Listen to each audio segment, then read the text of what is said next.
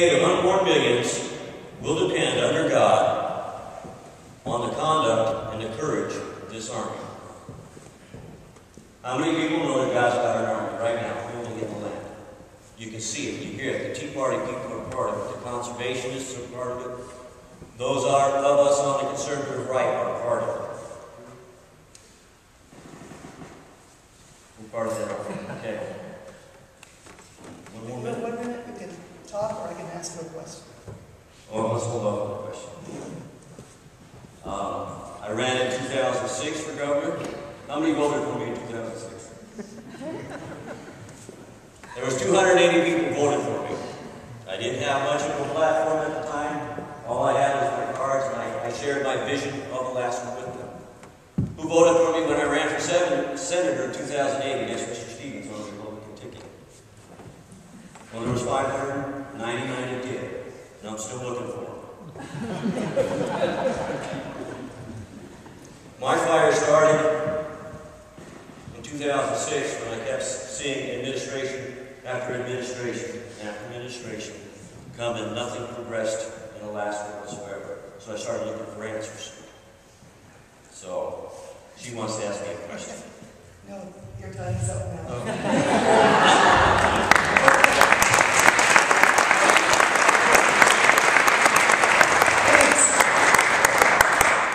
Our final gubernatorial candidate is Ralph Samuels. Ralph was born and raised in Alaska and has lived all over the state.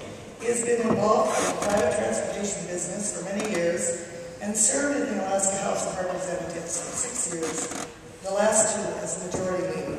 Please welcome Ralph Samuels. Thank you all for coming very much. I'd like to reiterate one thing that Governor Parnell said, actually, as a young candidate. We're all gubernatorial candidates and state house candidates. You're going to hear us until you get tired of hearing our positions on these things. I hope that everybody gets out there on the assembly races right now and gets Mr. Trombley and Mr. Clary elected and helps Mayor Sullivan out on that assembly. That's the first goal. I'd like to talk a little bit about myself. I was born at the Old Province, which is now a Dandelion restaurant downtown. I lived in all of my dad worked for the Weather Bureau, so we lived all over Alaska. I consider Kingstown my home, but I lived in Nome, where I won't tell us, I was told not to tell that story.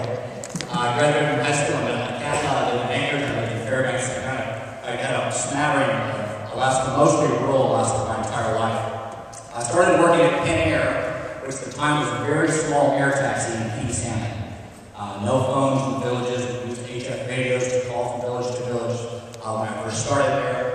And I always assumed when I was 18, I started gassing and loading airplanes that someday I would get a real job, as my dad would call it. And 28 years later, I ended up as the vice president of the company, and the company had grown into a substantial company with 500 employees statewide and one of the major players of in-state aviation. And I'm very proud of it. I'm a far better businessman than I am a politician.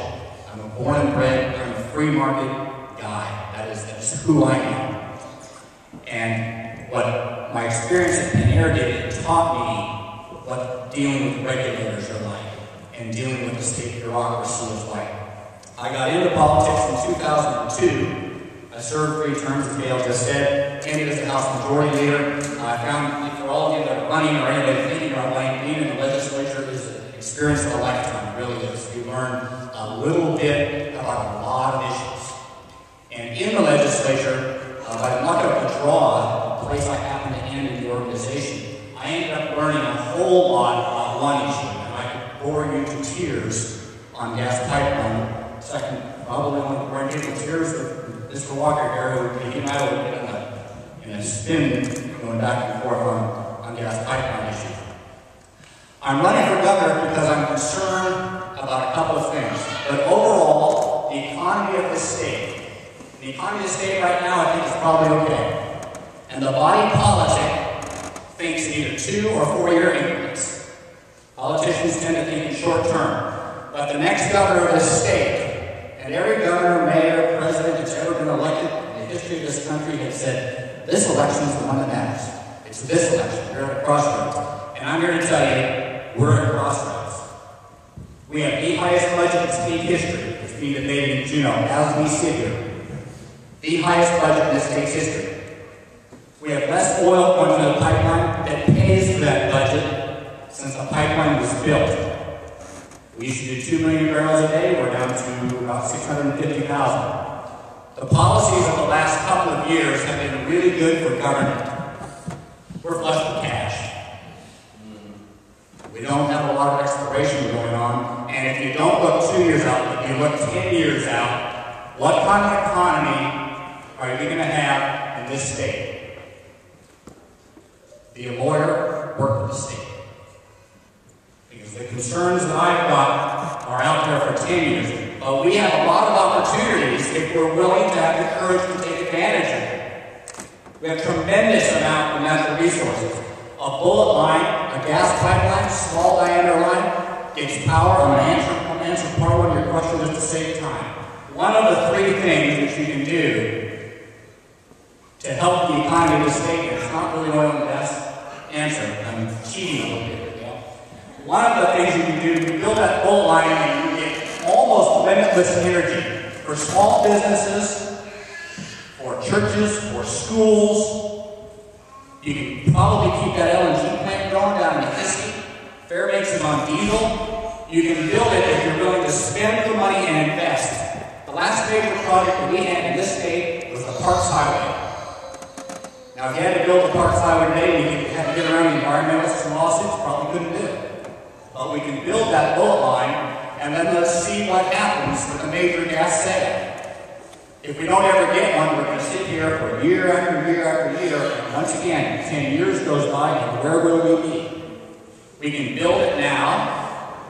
You get cheap energy now, as fast as you can build that bullet line. You get a small line or pipeline. You don't influence a major gas sale. And I think that is the future of our state. That is the one biggest thing you can do, is if you're willing to invest the same as building the Parks Highway. You have 1 minute left. I'm going to take your question. Okay.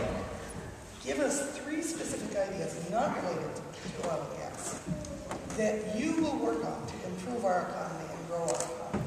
First thing that you do is you change the attitude of the entire bureaucracy towards the private sector. And it is a difficult task to do. Number one, there are people that have been in government that will make it as difficult as possible to get building permits, drilling permits, mining permits. Some of it's fed, some of it's state. The attitude from the top down has to be, we're going to see what we can do to help you actually do business in the state and get private sector investment in the state. The second thing, I'm going to touch on energy once again. If you got that bullet line coming down here, or if you don't want me to talk about oil and gas, again, sit in the dam. You had another one like Dave asked earlier about that. You can get the energy out to Donlin Creek.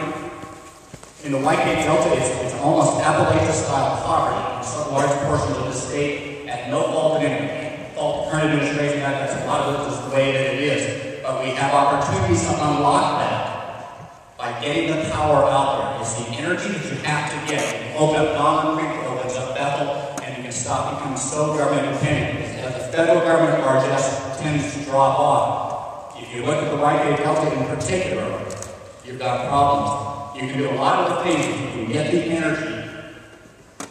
I'm thinking of all of it. I don't hydro too, I guess. I have to wait. Thank you all very much for coming. The assembly is the next goal.